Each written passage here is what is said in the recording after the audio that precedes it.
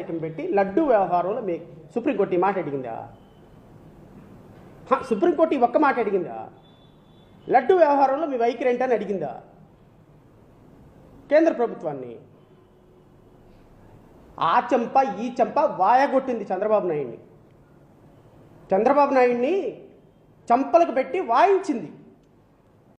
4 సంవత్సరాలు 9 నెలలు పవన్ కళ్యాణ్ ఉప ముఖ్యమంత్రిగా ఉంటాడు. మంచో చెడ్డో కష్టమో నష్టమో మా కర్మో రాష్ట్రం కర్మో ఈ ఆంధ్రప్రదేశ్ రాష్ట్రం చేసుకున్న పాపమో మేము భరిస్తాం, మిమ్మల్ని భరించాలి కూడా.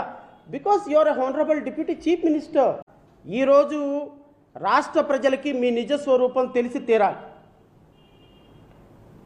చంద్రబాబు నాయుడు నిజ స్వరూపం తెలియాలి, పవన్ కళ్యాణ్ నిజ స్వరూపం తెలియాలి. షార్ప్గా ఫాస్ట్గా కళ్ళు మూసుకొని తెరిచేలోపు అబద్ధాలాడే ముఖ్యమంత్రులు ఎవరు అంటే మన రాష్ట్ర ముఖ్యమంత్రి చంద్రబాబు నాయుడు.